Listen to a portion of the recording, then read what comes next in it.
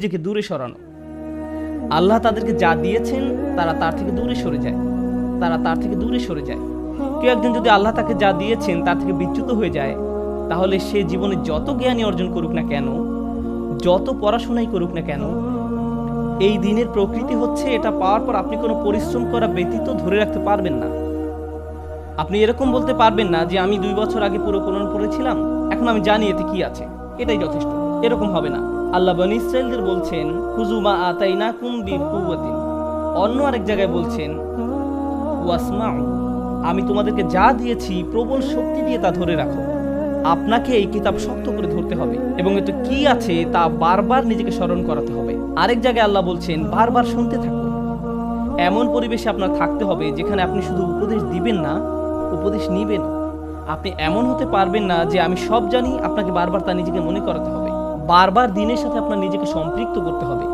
অন্যথায় যেটা হবে, বাহ্যিকভাবে আপনি জ্ঞানীই থাকবেন, বাহ্যিকভাবে হয়তো আপনি যখন তখন আয়াত কোট করতে পারবেন, বাইরে থেকে মনে হবে আপনি খুব ধার্মিক, কিন্তু ভিতরে আপনার অন্তর আল্লাহর কালাম থেকে বিচ্ছিন্ন হয়ে গেছে, সেই আয়াত থেকে বিচ্ছিন্ন হয়ে গিয়েছে যা আপনাকে দেয়া হয়েছিল। তাই আল্লাহ বলছেন ফানসালাখা মিনহা, মানে হচ্ছে সে ভিতরে মানসিকভাবে, আত্মিকভাবে আল্লাহর আয়াত থেকে সে অনেক দূরে সরে গেছে। তাই ভিতরে আর বাইরের মাঝে এখন অনেক ফারাক রয়েছে।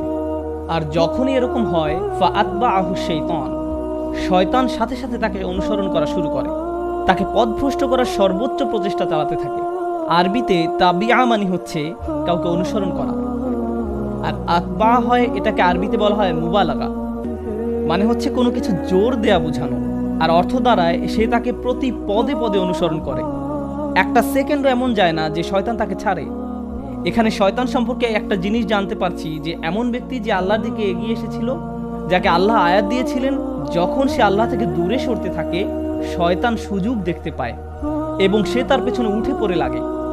সেই লোকই হয়ে পড়ে তার প্রধান প্রজেক্ট, সে সবকিছু ছেড়ে আপনার পেছনে লাগে। এটাই ফাতবাহু শাইতান। তাই শয়তান তাকে প্রতিনিয়ত এ ব্যাপারে উৎসাহ দিতে থাকবে। আর যেটা হবে, শয়তান তাকে যখন ওয়াসওয়াসা করতে থাকবে, সেটা আল্লাহর আয়াতের ঠিক বিপরীত। আল্লাহ এই ব্যক্তিকে ন্যায় অন্যায়ের পার্থক্য করতে শিখিয়েছিলেন, তাকে বিনয়ী, ভদ্র, দয়ালু এবং ন্যায় অন্যায়ের পার্থক্য করতে শিখিয়েছিলেন। কিন্তু শয়তান তাকে অনুপ্রেরণা দেওয়া শুরু করে, তখন সে চায় ওই ব্যক্তি তাকে অনুসরণ করুক এবং সে ওই ব্যক্তি এবং আল্লাহর আয়াতের মাঝে দূরত্ব তৈরি করে দেয়। আল্লাহর অবাধ্যতা করাকে তার কাছে সৌন্দর্য মণ্ডিত করে তুলবে। শয়তান তাদের কাজ তাদের নিকট সুন্দর করে তুলবে। আর যখনই সে এটা শুরু করে, তখন কি হয়? আল্লাহ বলছেন ফাকানা মিনাল গাওয়িন, ফাকানা মিনাল গাওয়িন, ফলে সে পথভ্রষ্টদের অন্তর্ভুক্ত হয়ে পড়েছে। আরবিতে গাওয়া দিয়ে বোঝায় যখন কেউ সোজা পথে চলছিল, কিন্তু এক সময় সে হয়তো এমন একটা মোড় নিল যাতে সে একদমই পথ ভুলে চলে গেল। ব্যাপারটা অনেকটা হাইওয়েতে ভুল এক্সিট নেবার মতো, যাতে করে আপনি আর হাইওয়েতে ফিরতে পারবেন না। এটাই গাওয়িন। আল্লাহ এখানে খুবই ভীতিকর একটা পরিস্থিতির বর্ণনা দিয়েছেন। এই আলোচনায় শয়তানের টার্গেট এ ধরনের লোক নয় যারা আল্লাহকে ভুলে গেছে বা অবিশ্বাস করে। এখানে তাদের সম্পর্কে বলা হচ্ছে না, এখানে ভালো লোকদের সম্পর্কে বলা হচ্ছে, যাদেরকে আল্লাহর আয়াত দেওয়া হয়েছিল। কোনো কারণে তারা ভুল পথে চলা শুরু করেছে, ইসলাম থেকে নিজেদের দূরে সরিয়ে রাখছে, আর এই সুযোগে শয়তান তাদের চেপে ধরে। আর একবার যখন শয়তান এমন লোকদের পিছনে লাগে, সে তাকে দিয়ে এমন কাজ করাবে যা অধার্মিক লোকরা পর্যন্ত করার সাহস পায় না। এই ব্যক্তি যে কিনা বিশ্বাসীদের অন্তর্ভুক্ত ছিল, তার এমন অধপতন তার হতে পারে, সে এমন কাজ করতে পারে যা অমুসলিমরা পর্যন্ত করে না। সে এমন নিচে নামতে পারে, মানে হচ্ছে আসফালা সাফিলিন, নিচু থেকেও নিচু।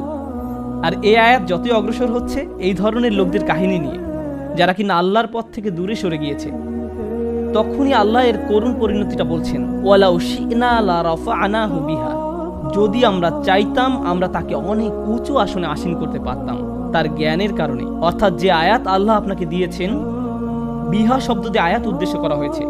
সুতরাং আল্লাহ আপনাকে যে আয়াত দিয়েছেন তার উদ্দেশ্য ছিল আপনাকে সম্মানের আসনে আসীন করা। উঁচুতে ওঠানোর ধারণাটি কোরআনে চিত্রকল্প রূপে ব্যবহার করা হয়েছে।